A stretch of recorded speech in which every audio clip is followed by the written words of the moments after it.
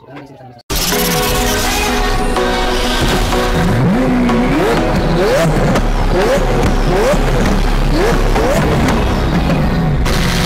day mga migs, today is video tutorial. Palitan yung telescopic, tatanggalin muna natin to, tapos ito sa baba, then syempre kabila ano,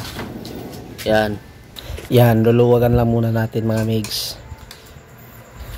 Yan, then tatanggalin natin yung gulong with the use of box wrench or socket, no.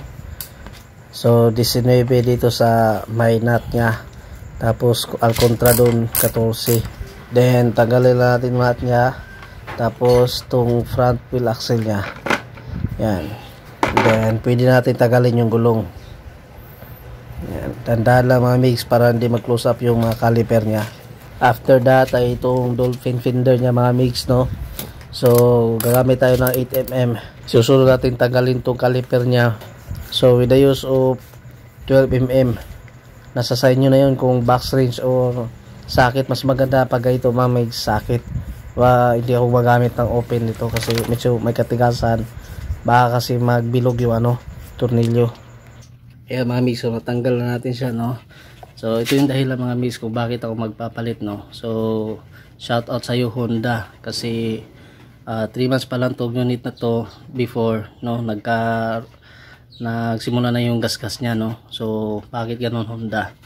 So hindi lang sa itong unit na to, yung kasama ko ring bumili ng ganito, pinsan ko, 2 months after na bumili ako dito, kumuha siya ng ganitong unit talaga, motard. So ganun din yung sa kanya naman dito sa kabila. Okay. So ito na mga mix, no. Pagkatapos natin luwagan to, yan, dalawa, hindi pa yan siya bababa. So ang gagawin nyo, luluwagan nyo to, nasa ganun ay mag-drop yung dalawang telescopic nya. Ayan, so naluwagan na natin yung dalawa mga mix, no. Di natin yan kailangan tanggalin, no. So ito yung pinaka main na pumipigil sa kanya mga mix. Pansinin nyo, ayan, kahit ganyan yan, ang sobrang tigas niyan, hindi yan bababa mga mix. Pero pag ito, pag naluwagan nyo na to, kukusang bababa yan. 10mm naman yung gagamitin natin dito mga mix. Ito yung pumipigil sa kanya mga mix, no. Kita nyo, ito kakamayin lang to. Ayan mga mix, di ba? Dahan-dahan na natin itong ibababa, nasa gano'n na hindi magasgas. Yan, so damage na damage siya mga mix, no. Yan, though wala pa naman siyang ano, medyo tumatagas ng oil, kaso ayaw ko talaga yung ano yung sinasabi na baliktad-baliktad. Tapos kung may magsasabi dyan na dapat sana inner tube na lang yung binili mo, iba-iba tayo ng mga trips mga mix, no. Iba-iba tayo ng mga trip. Yung sa akin naman, gusto ko buo, no, kasi hindi natin alam, malaki yung gasgas nito, hindi natin alam yung outer tube nya dito sa pinakalooban, may gasgas din. So palitan lang natin lahat. So ito na, dumating na yung telescopic na in order natin sa Shopee. Nagkakalaga ito na 1,100 mga mix, no, kasama na yung shipping doon. So ito yung kakabit natin. RS type to, so medyo may kataasan talaga, pero at least naman kung gusto nyo naman ng ano, mga mataas, hindi nyo na kailangan bumili pa at saka magdugtong ng lifter.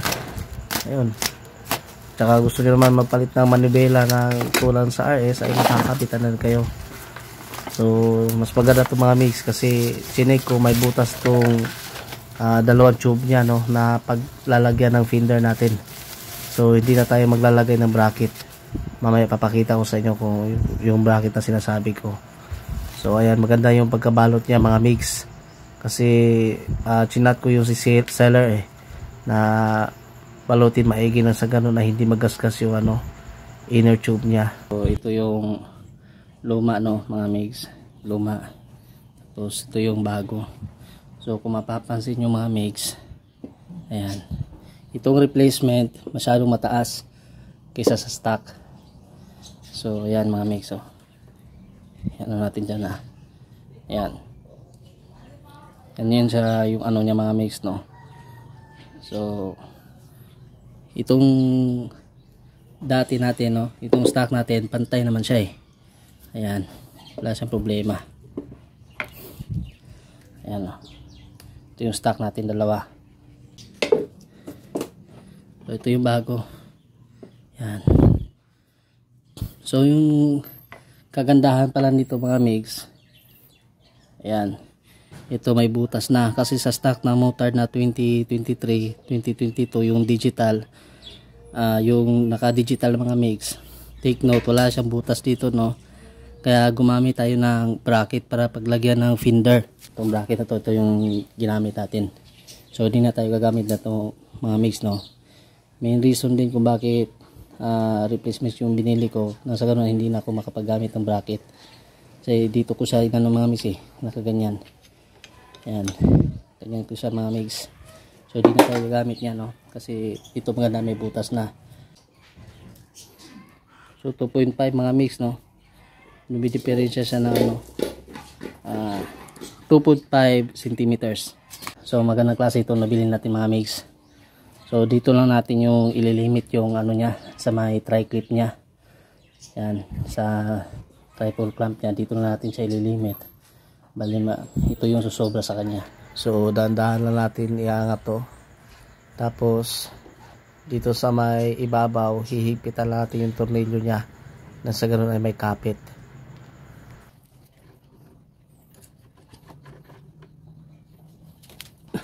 Yan, so dito sa markang to, ito yung babasehan ko mga mix, no. Depende na sa inyo kung saan nyo itatapat to. So sa akin tatapat ko siya dito, no. Kaya kasi mataas to, kasi yung sobra nito, yun yung pagkakabitan ng clip-on handlebars ng RS125. So ayos lang to. Yan, tapos check natin siya sa may ihi mga mix, no. Kung ayos yung pagkakalagay natin. Ito yung importante, wala sabit. Yun. So ayos na ayos mga mix. Yun. So pwede na natin siyang hipitan muna sa taas mga mix, no. Tapos isusunod nyo itong dalawa mga mix. So ito panghuli to, no.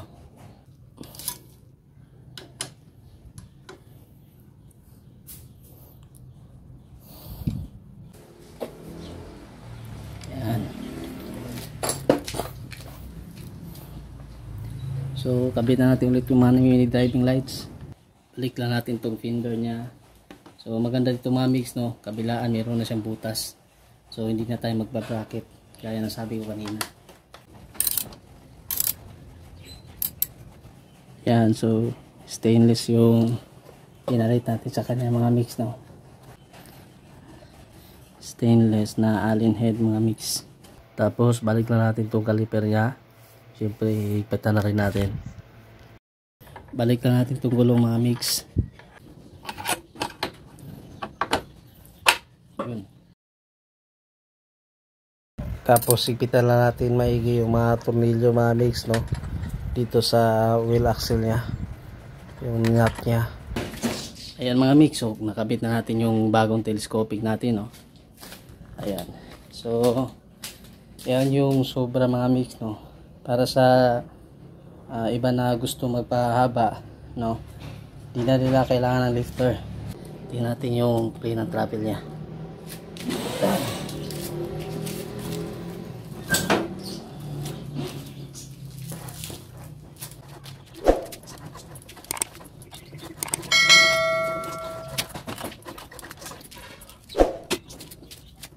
Ayan mga mix, no, so okay lang, hindi talaga kagaya ng stock.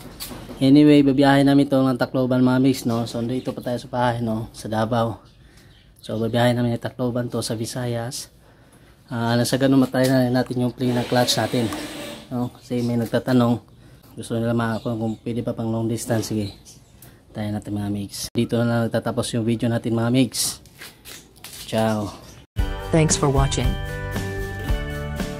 Like, Comments share, and subscribe.